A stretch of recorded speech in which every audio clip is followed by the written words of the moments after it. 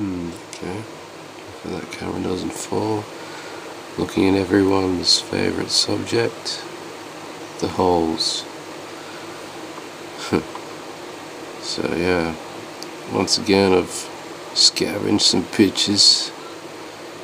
Just gonna use them to describe things. Now I did a video, the last one was on stone doors, and I've been going over PRAVEEN MOHAN's work, and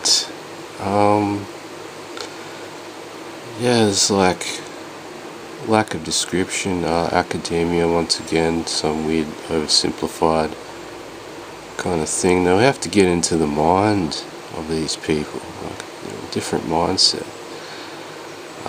different perception altogether to ours. If they're guided out, if our perception is being guided into a material state, then it can be guided out of it. Anyway, that aside, so we're looking at the holes. Yeah, there's no reason for it, but there is. Okay, so yeah, this one's like, usually they're just like from that's the normal ground level, and they're just, yeah, straight in, drilled,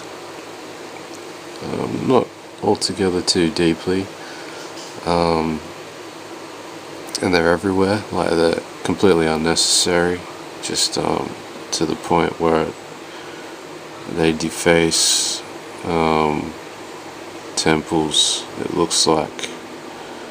But there's a key element here on the statue. Camera's dodgy as hell. On the statue, yeah, there's a hole as well. It's kind of, yeah, defaced in a way. Now we've seen like certain defacing, smashing of noses off statues, and it's too prevalent or whatever. It's to be just like a thing or an accident over time.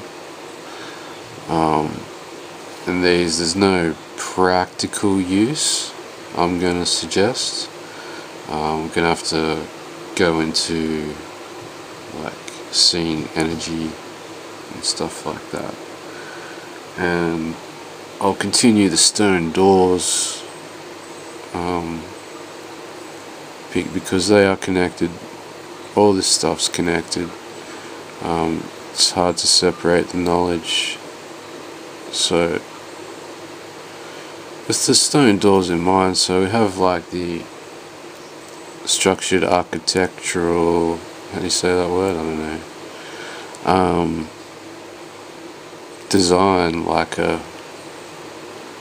yeah, very cultured. And then you see, say, a more primitive version of it in fucking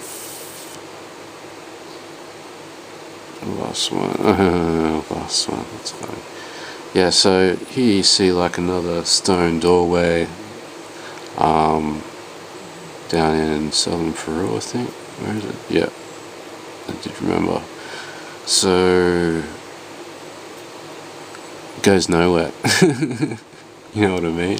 And it's the same with these holes. They go into a certain, and it's not just in the Cambodian temples, like you'll see the holes drilled everywhere in Egypt. Even a lot of little ones here we see in the temples. I'll go into, like I noticed a lot of them are paired, and there is a structure to them. So having them drilled into murals and all sorts of things, statues, shows not a practical, a material, I should say, use for moving big stone blocks, because the other stone blocks in close vicinity don't have these holes at all. So it's just so random and crazy, and it's put in sometimes in the middle of walkways, as PRAVEEN pointed out. He pointed out every major point that should really be considered, and he asked logical questions that give rise to illogical answers, it seems.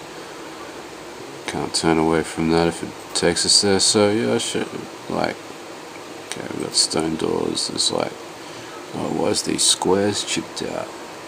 So you got the circle, and the Egyptians go into square mode, and it is a representation here. You see the doorway into one of their.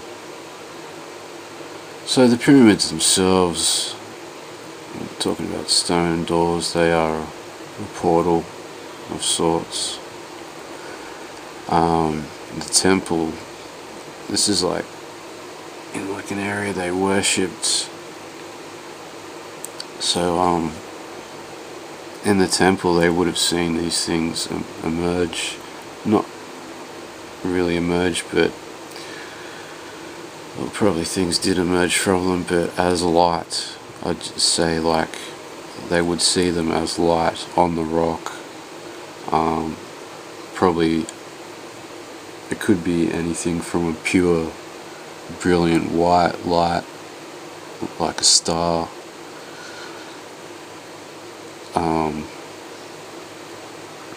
to just like a pale bluish hue, like any color could emanate depending on the nature of the reality they're connected to. So I talked about the rocks themselves and the body being the temple. Roger's onto them using like fossils, these things. It's a kingdom of corpses, like he's right. It's a carcass we're living on, like a graveyard. We've got a common graveyard.